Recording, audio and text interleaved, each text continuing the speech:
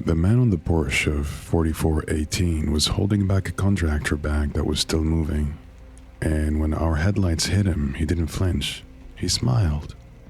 He waited for us to pass, and then he set the bag down at the curb like he'd been timing it. I almost didn't say anything. That's the part I keep coming back to. I'd been on that overnight route 14 months, Tuesday, Thursday, Saturday. Same 11 blocks on the far southwest side. Same houses, same cans. I took this shift because my wife works first, and we have 2 in daycare. And nights are the only hours that don't cost us money. Hector drove. I rode the step. He was the only adult I talked to most weeks. I wasn't going to be the guy who made problems. But 4418 always smelled worse than anything else on the truck. Hector would gag through the cab vent every time we hit that corner. And for 4 weeks running, the bag out front had been double-bagged and taped in this specific cross pattern. Electrical tape, 2 strips one way, 2 the other, like someone wrapping a gift they were proud of.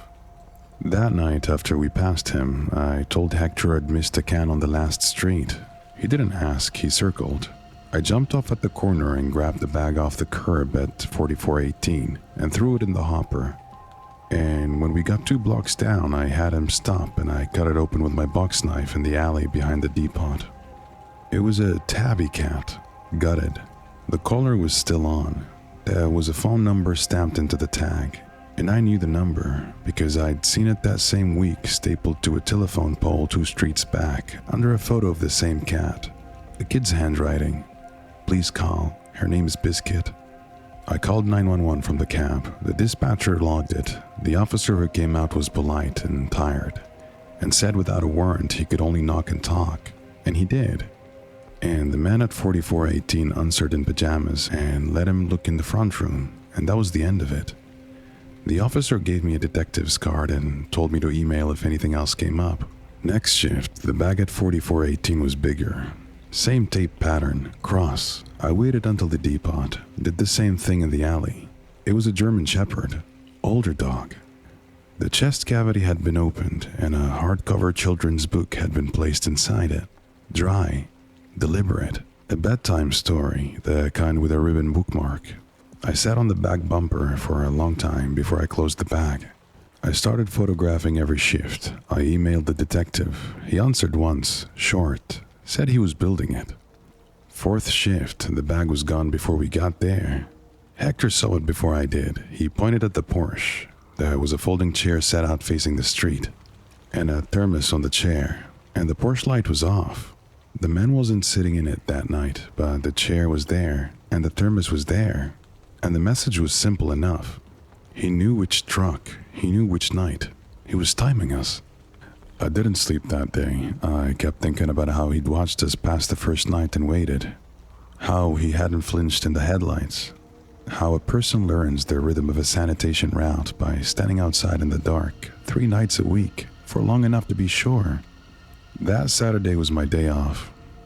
My daughter had a birthday party across town.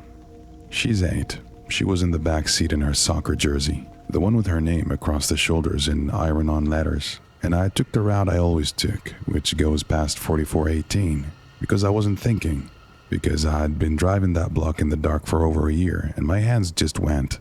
The man was in his front yard. He looked up when my car slowed at the stop sign. He looked at me first, then he looked past me, into the back seat, and he smiled the same smile he'd had on the porch.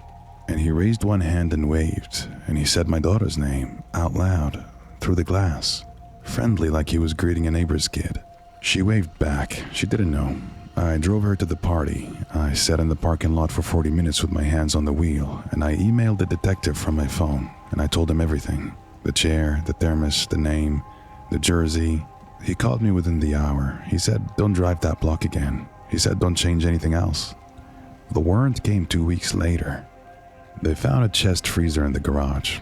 They found a binder of dated Polaroids going back 9 years, organized, labeled. And on a shelf above the workbench, separate from everything else, they found children's books. New ones, untouched. Hardcovers, paperbacks, picture books, chapter books, sorted by reading level. He'd been buying them. He hadn't used any of them on an animal. At the sentencing, I sat in the gallery because the detective asked me to. I sat near the back. The man was in a chair at the defense table in a county shirt, and he looked smaller than I remembered. Smaller than he'd looked on the porch with the bag moving in his hand. When the judge finished reading, the man turned in his chair. He didn't look at the prosecutor. He didn't look at the detective. He found me in the gallery, second to last row, and he held my eyes, and he mouthed it slowly enough that I could read every word. "You took my Tuesday back." And I understood, sitting there in that courtroom with my hands flat on my knees, that he had counted every single one.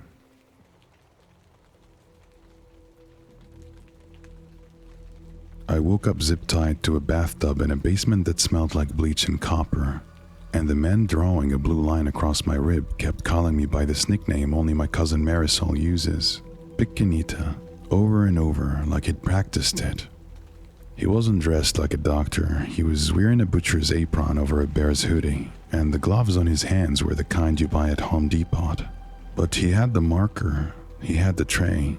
He had a paper printout next to him with my blood type at the top and the words "good kidney," left side circled twice. I want to be honest about something before I go further. I didn't fight when I woke up. I didn't scream. My first thought was that I'd had a seizure at the gym and someone had brought me here. And if I stayed quiet, I could figure out what was happening without making it worse. That's how stupid the brain is when it doesn't want to accept a thing. I lay there for maybe 30 seconds pretending this was a hospital. Then I saw the hair tie. It was a burgundy, frayed on one side from where I'd chewed it in traffic, and it was sitting on the metal folding table next to a roll of surgical tape. I had left it on my kitchen counter that morning. I remembered putting it down next to the coffee maker because I'd already pulled my hair up in the car. Somebody had been in my apartment while I was at the gym. Somebody had walked through my kitchen, picked it up, and brought it here to show him, to prove they had the right one. That was when the bathroom started to feel small. I live alone in Avondale. No roommate, no boyfriend, no dog. After my mom died, I built a routine because my sponsor said routine was the only thing that would keep me from drinking again. And I kept that routine like it was a religion. Gym at 6, Jiwalasco off Gedzi, same side street parking spot for 2 years because the meters on the main road eat quarters. Marisol helped me build it. Marisol drove me to the first 3 AA meetings. She slept on my couch the week of the funeral. Marisol knew the parking spot. The man in the apron stepped out to take a call, and he didn't bother to lower his voice because the compressor upstairs was loud enough to cover anything. I heard him say kidney, liver, corneas. I heard him say buyers flying in tomorrow morning. Then he laughed and said, "Yeah, the cousin already got paid. Relax." I want to tell you I broke down right then. I didn't.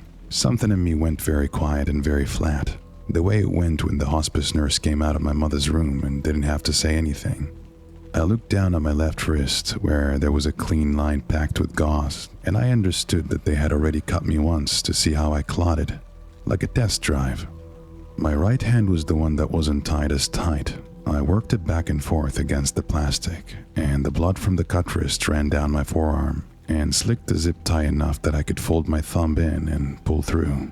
It took longer than it should have. My hand was shaking so badly I bit down on the inside of my cheek to keep it still. The door at the end of the room wasn't the way out. It opened into another room, smaller, with a child's plastic pool in the middle of the floor filled with ice. There was a woman in the pool. Her stomach was sewn shut with the kind of thick black thread you'd use on a coat. She was breathing, barely. There was a flip phone in her sock. I could see the antenna sticking up out of the elastic. I dialed 911 with hands that didn't feel like mine. The dispatcher picked up on the first ring, and her voice was too clear, too unhurried, and she asked me what address I was at before she asked me what was happening. I didn't answer, I just listened. And under her voice, very faintly, I heard the compressor. She was in the building. The man in the apron walked back in, holding a phone on speaker, and the dispatcher's voice was coming out of it. He didn't yell at me. That was the part I wasn't ready for. He sighed, the way a parent sighs at a kid who got into the cabinet, and he stuck a needle into my thigh, and my legs went warm from the hip down, and then stopped being mine. He sat on the edge of the tub while we waited for it to take. He told me Marisol had texted him a photo of my gym bag that morning, so they'd know which side to take from. He said she remembered I'd had a scan on the left kidney last year. He said she was very thorough and that she was getting $40,000 for me, for the cousin who taught me how to braid my own hair when my mother couldn't lift her arms anymore. The lights flickered, then they flickered again. There was a storm above us that I hadn't known about, and somewhere in the building, a pump kicked off, and water started coming up through a drain in the floor of the holding pen next door. I heard it before he did. When he heard it, he stood up fast and said something in Spanish I won't repeat, and grabbed me under the arms. He dragged me up a flight of concrete stairs into the body shop. He was swearing about the buyer, about contamination, about the cooler. He laid me on a tarp near a lift, and he went back down for the other woman. And in the second he was gone, I saw the side door of the shop propped open with a cinder block, because a tow truck had been there earlier and nobody had closed it. I crawled on elbows. My legs were lumber. The alley behind the shop was off Fullerton, and the lighting was hitting close enough that I could feel it in my teeth. And the rain was loud enough that the door slamming behind me didn't bring anybody out. The first car that came down the alley was a Honda with its hazards on, and the man driving it was an off-duty paramedic who had been pushed off the expressway by a downed line. He saw me. He stopped. He didn't ask questions. He just opened the door. I don't know what to call that except God. I've tried other words. None of them fit. 6 months later, they let me watch the arraignment from a laptop in a kitchen that isn't mine, in a town I'm not allowed to name. Marisol sat at the defendant's table in a gray cardigan I'd bought her 2 Christmases ago. The camera was mounted high in the corner of the courtroom, and when the judge read the charges, my cousin lifted her chin and looked straight up into the lens. She smiled at me, and she mouthed it. Pequeñita.